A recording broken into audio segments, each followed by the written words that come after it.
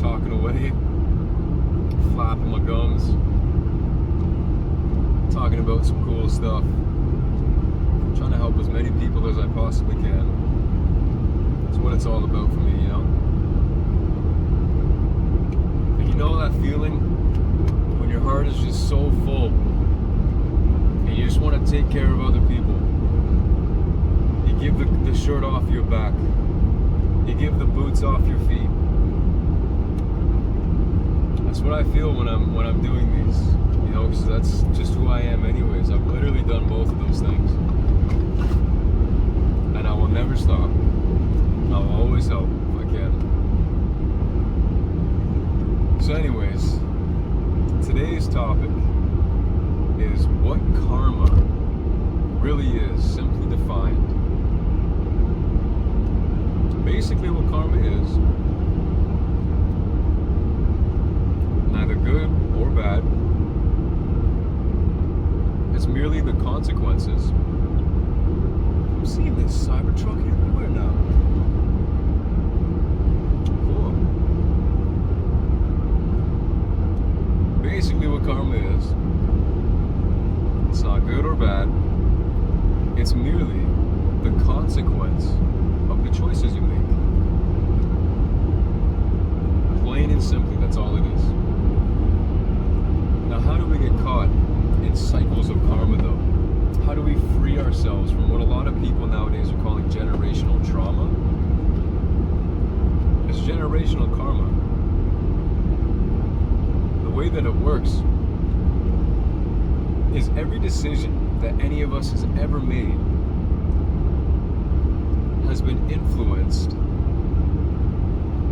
directly by our inner state of being. Now, if you feel so much fear that you feel as if you are going to die, you probably aren't going to go up to the girl, say some cheesy line, or maybe you're smooth with it, and ask her for a number. Maybe you will, maybe you won't, but it's likely that if you feel like you're going to die because you're so anxious about it, you're not going to go and do it. Why would that be? Our bodies are concerned with survival. This is why we are called human beings. 2 words, right? Human, well, if you split it apart, hue and man. Hue referring to a spectrum of color, because we are colorful men, people. We are colorful people. And then there is, of course, the other aspect to us, our being.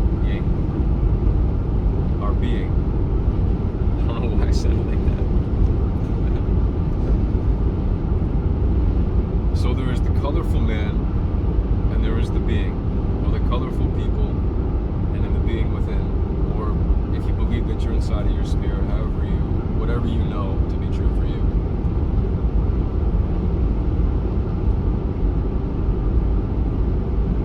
That being part of us is infinite unconditional love and is not afraid of anything. It cannot die. Why would it be afraid of anything? Why would it be afraid to go and sing on stage in front of people for the first time? What's the point? What's the worst that could happen? The worst that could happen is you die, I guess. Somebody hates your music so much, they throw a beer bottle and then you just die. But your spirit's not concerned with that sort of thing. And this is actually the driving force that keeps us going to make the decisions that challenge our fears.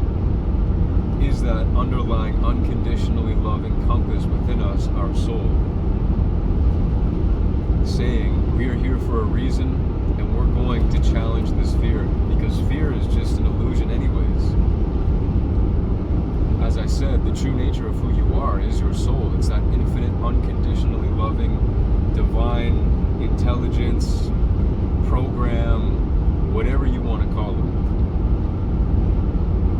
And then there's our body, which is concerned with survival. It is very true that on the 3rd dimensional plane, the body is born and the body will cease to exist, at least in a state where it is able to harness the signal of consciousness for someone to have an experience. Because like Einstein says, like all the great sages say, energy cannot be destroyed. It can only be created and transformed.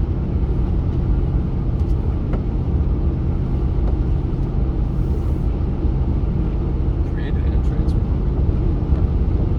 No, it cannot be created nor destroyed, only transformed. Whatever it is, I'm tending to go with just transformed actually, because everything already exists.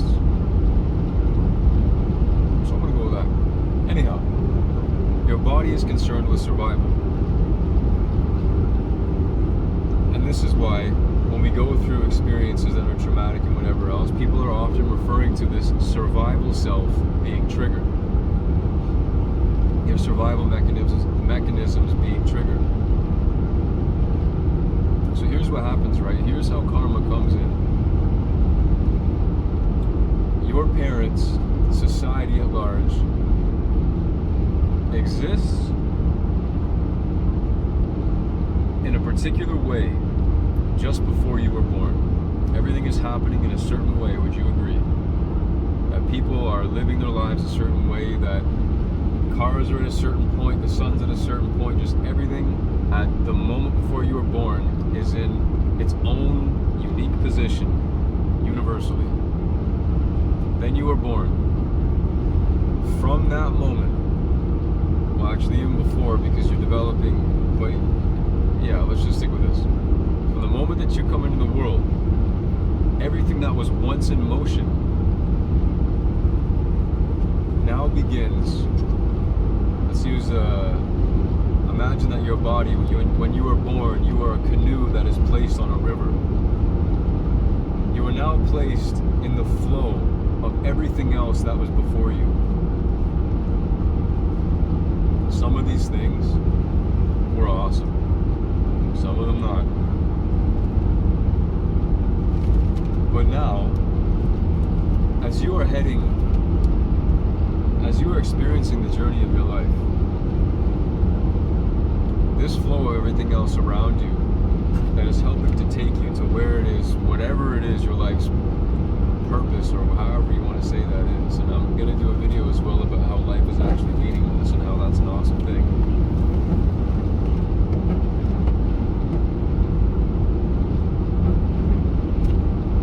But now all of this stuff is influencing the current down which you travel.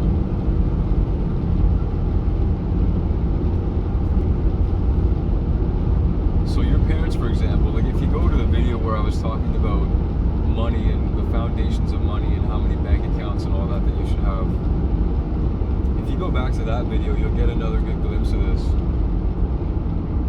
But basically, your parents, if they have not awakened and are continuously liberating themselves from the past choices of their ancestors, their karma, their belief system, then what's going to happen is that same belief system is going to be your greatest influence for how you perceive reality, and it really all comes down to your perception. Because it's not just that we believe something and that we pass down a literal belief like, I believe that the sky is actually green or something like this. No. Your beliefs are actually set in place to protect the body from danger.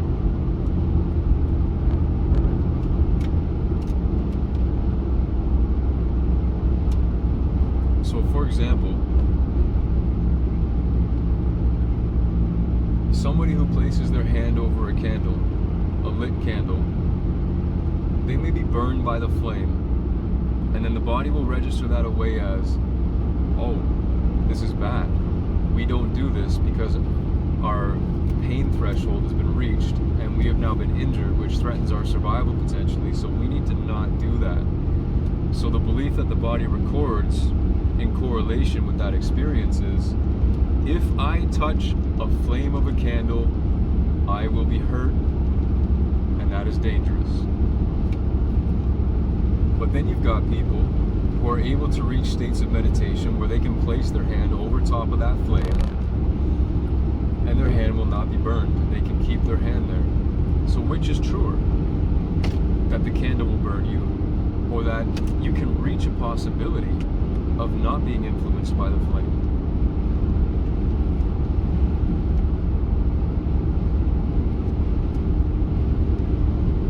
So the point that I'm trying to make is,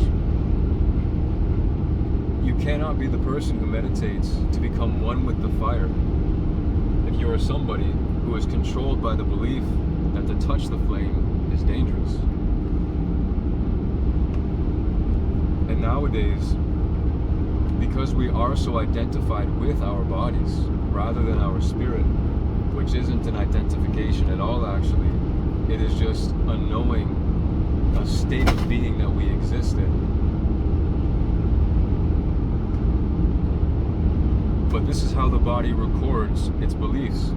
It perceives that, see, because of the programs that we're raised with, like for example, if you have parents that didn't love themselves for whatever reason, like I was raised by a single mother who had a very traumatic childhood. And while she was raising me, she did not love herself. And so my perception of love became how she saw love, through her traumatic lens of reality. So, you know, this created, like, when you, oh boy, yeah, I've been through some shit. So when you see, for example, the relationships that you create around you, you may not be able to tell that people are treating you poorly if you don't understand what it means to have boundaries. If you don't understand what it means that it's not all about the other person, that you are important too, and that you have a say, and that your voice is important. If you don't understand these things, well, then you're going to people please your way into being a submissive husband or wife to the point that you will actually give yourself away to the other person to make sure that they're happy. And, you know, this is karma. Until you awaken to what has taken over your life, until you awaken, you will continue to perpetuate these cycles of, okay, well, I don't love myself, so the idea of relationships that I have is to people please so that people like me, instead of loving myself enough to be who I am and set my own boundaries, and then find the people who resonate with that kind of love, the true kind of love which respects boundaries and that just accepts me for who I am. No, what you're going to do is you're going to people please, and you're going to do everything that you can to keep everybody else in your life because you feel like if they leave, you are worthless. These kinds of things get perpetuated, and these kinds of things just simply are not how we deserve to live. So what do you do about it? Because to challenge the system that's been put in place, your belief system, you're going to have to literally face death, because your body now believes, because that belief was passed on to you, that this is how you love. Everything that you do that's going to challenge that perception of love is going to be a threat perceived by the body. Because it's not what the body knows now, it's something that the body doesn't know, and it has to adjust. Now there are many ways to ensure that you don't have to go through an incredible amount of suffering to understand these things and to move beyond these things. Okay? I just want to make that very clear. Is that yes, the experience will be uncomfortable, but there are things that you can do. There are things that you can regulate your nervous system with to help ease the process.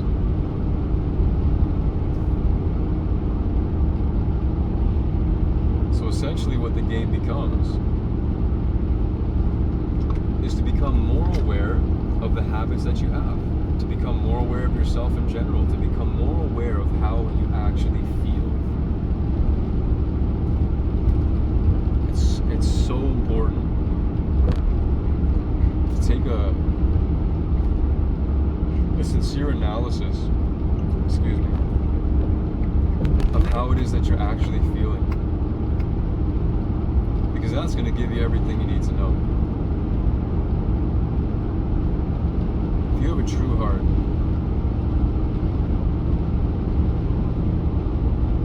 and you're doing the best that you can,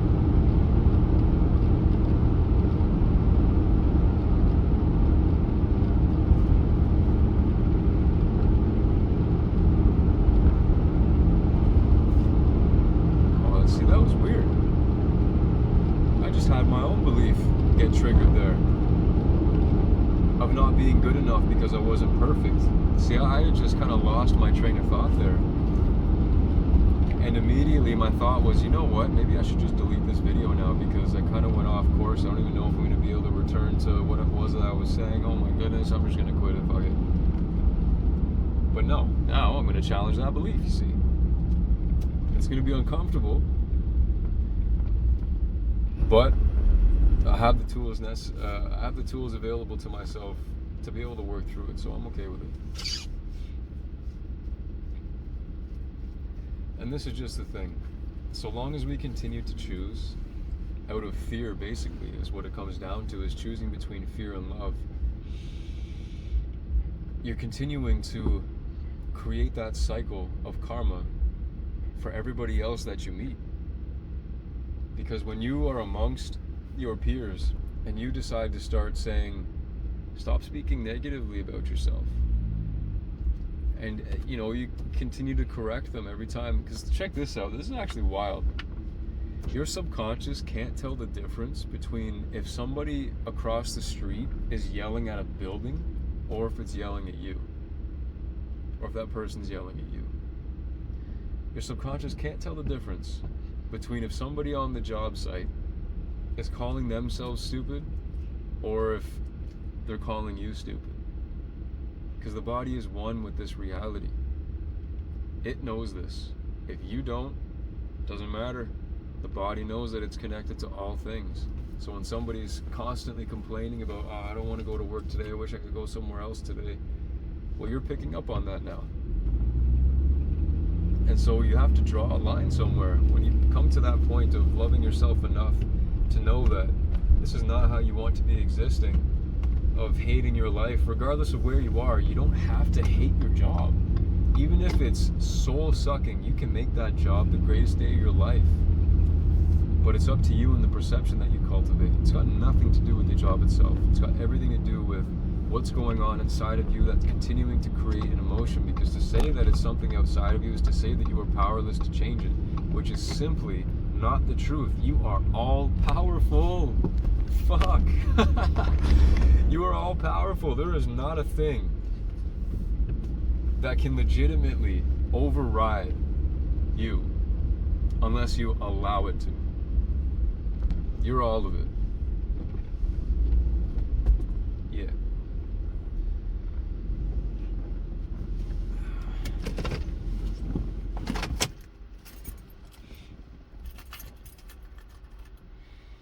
Karma. Damn, where was I going with this? I had so many other things that I wanted to say, so many cool little perspectives on it.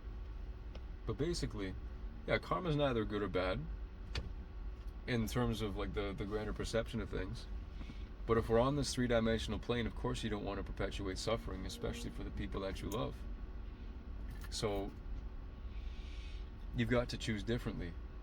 You've got to evaluate whether or not you love yourself. That is the biggest question you could possibly ask. Do I love myself? In what ways am I behaving? That is something I forgot to leave out. In what ways am I behaving that is contradictory to me loving myself? So, the whole thing about beliefs, right, is that I can't believe I skipped over that. It's so important. The whole thing about your beliefs is that they manifest as unconscious behaviors. So, when you register that belief that touching your Putting your hand above the flame of the candle means pain, means potentially life-threatening, means don't ever do that. Well, your body is now naturally going to pull you away from situations like that without you even being aware of it. This is the crazy thing. So when we're talking about things like self-sabotage or people who just can't seem to catch a break, it's because they're continuing a cycle inside of themselves of seeing the world as treating them as if they don't have any luck at all, as if everything is against them, as if they don't have the ability to do something differently with their lives, as if they can't break the cycle, as if they have to exist in suffering. Because the body will continue to create these situations, like avoiding fire, for example, until you reach that point of consciousness where you can become one with the flame and touch the flame. Your body will, you won't even go near it. You'll be too afraid to touch the fire. This is the point. So you'll be too afraid to go on stage and sing. You'll be too afraid to go up to the girl and ask for the number. You'll be too afraid to go out and ask your boss for a raise or whatever it is. You'll be too afraid.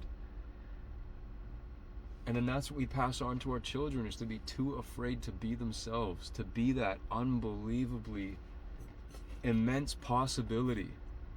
They can be anything. We can all be anything. It's actually wild when you realize that you can achieve anything for who you want to be. We all have that greatness inside of us. It's a matter of, do you want to activate it? Are you brave enough to take on the responsibility of loving yourself? Because on the other side of it is the greatest experience of life that you could ever possibly have. Is that worth it to you? I sure as shit hope it is. And if I can help in any way, I will. I love you. Have a great day.